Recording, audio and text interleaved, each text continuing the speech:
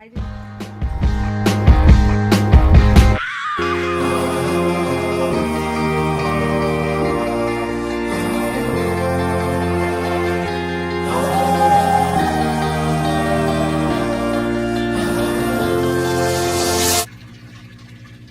Hey guys, Urbanscape Farmer here.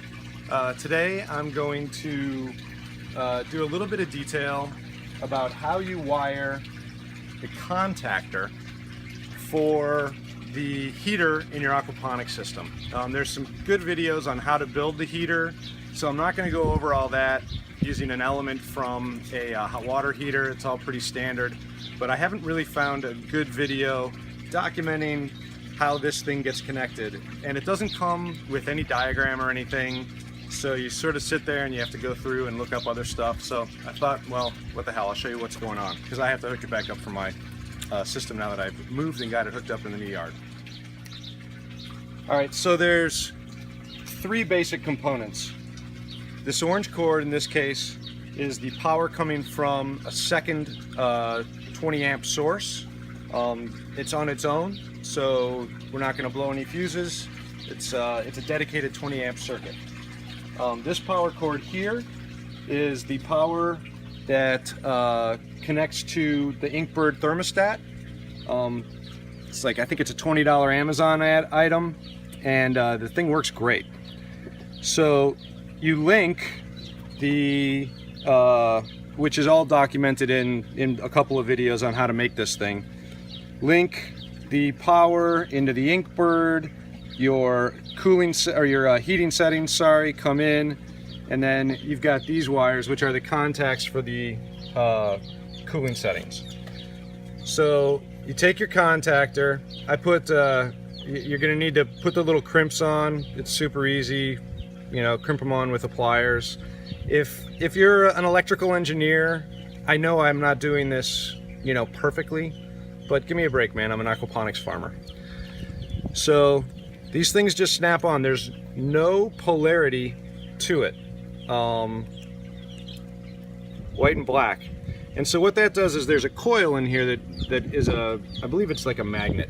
So essentially when this thing turns on, it contacts, puts the power across to the two sides, and when it's off, the power doesn't come. It's just essentially an electronic switch.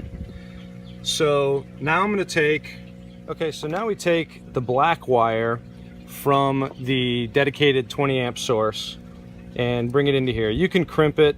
I ran out of crimps, so I'm just going to screw it down.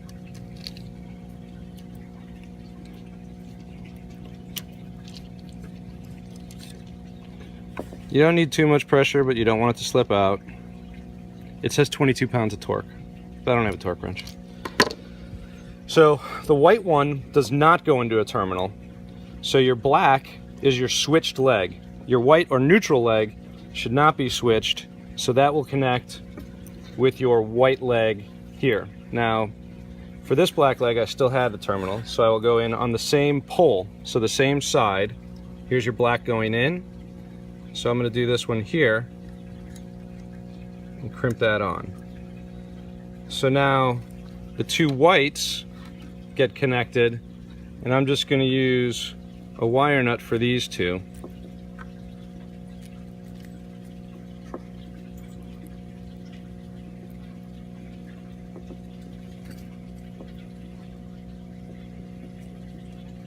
And that should be tight. And then I'm going to take the two grounds and connect them. Once again with a wire nut.